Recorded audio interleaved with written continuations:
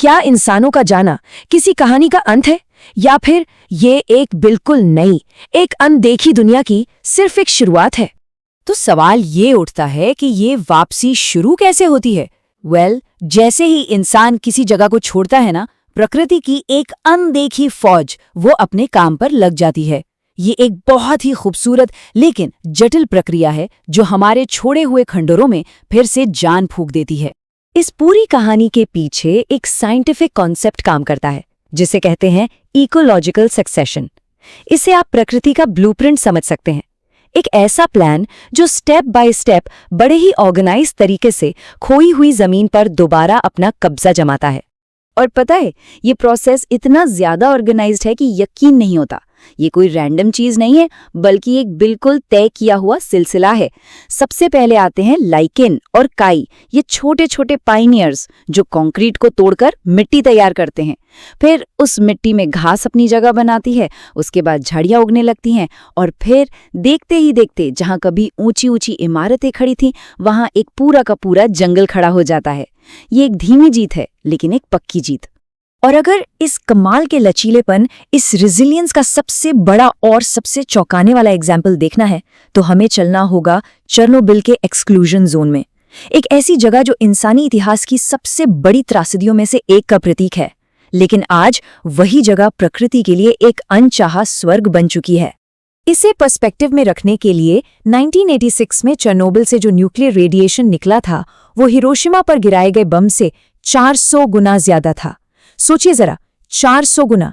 एक ऐसी तबाही जिसने उस पूरे इलाके की शक्ल हमेशा के लिए बदल दी और उसे इंसानों के लिए बिल्कुल अनसेफ बना दिया।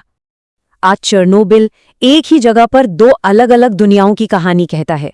एक तरफ है खाली, वीरान शहर जो हमारी गलती की एक डरावनी याद दिलाते हैं, और फिर दूसरी तरफ है एक ऐसी दुनिया जो जिंदगी से भरपूर है। घने जंगल, फलते फूलते वेटलैंड्स और हर तरफ जानवरों की चहक। ये जो कॉन्ट्रास्ट है ना, ये दिमाग को हिलाकर रख देता है।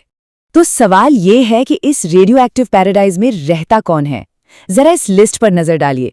भेड़िए जो अब बिना किसी डर के घूमते हैं, बड़े बड़े भूरे भालू, यूरोपियन बाइसन, और तो और दुनिया की सबसे रेयर घोड़ों में से एक प्रेजेवेल्स्की हॉर्स। मतलब वो जानवर जो बाकी यूरोप में सर्वाइव करने के लिए स्ट्रगल कर रहे हैं, उन्होंने चेरनोबिल को अपना घर बना लिया है। कमाल है ना? और ये बात एक कड़वी सच्चाई की तरफ इशारा करती है कि इतिहास की सबसे भयानक न्यूक्लियर आपदा भी प्रकृति के लिए उतनी नुकसानदायक साबित नहीं हुई जितनी कि इंसानों की रोजमर्रा की मौजूदगी थी। सोचिए, जैसे ही इंसान उस सीन से हटे, जिंदगी वापस लौट आई। लेकिन रुकिए, ये कहानी सिर्फ चेरनोबिल की नहीं है, ये एक पैटर्न है। दुनिया भर में ऐसी कई जगह हैं जहां इंसानों ने कदम पीछे खींचे और वहां प्रकृति के नए साम्राज्य उभर रहे हैं जो बिल्कुल यही कहानी दोहराते हैं। ये जो नज़ारे हैं ना, ये एक बहुत बड़ी सच्चाई बताते हैं कि हमारी गैर मौजूदगी में ये दुनिया सिर्फ सर्वाइव नहीं करती, बल्कि ये थ्राइव करती है। ये उस बैलेंस को फिर से हासिल कर लेती है जिसे शायद हमने जाने अनजाने में बिगाड़ दिया था। और ये सिर्फ कहने की बातें या एहसास नहीं है, बल्कि डेटा भी यही कहानी सुनाता है। ये चार्ट साफ साफ दिखाता है कि इंसानों से दूर इन इलाकों में जानवरों की आबादी कैसे बढ़ी है।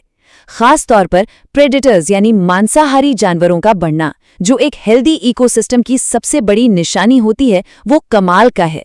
ये सिर्फ सर्वाइवल नहीं है, ये एक तरह का पुनर्जन्म है। तो ये सारी बातें हमें कहाँ ले जाकर खड़ी करती हैं?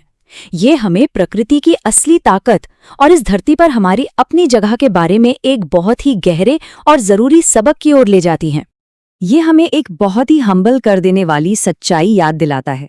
हम अक्सर खुद को नेचर का गार्डियन या रक्षक समझते हैं, है ना? लेकिन शायद प्रकृति को जिस चीज की सबसे ज्यादा जरूरत है, वो हमसे ही छुटकारा पाना है। वो हमारे बिना भी अपना रास्ता ढूंढ ही लेती है। तो आखिर में इस पूरी कहानी को कैसे देखा जाए?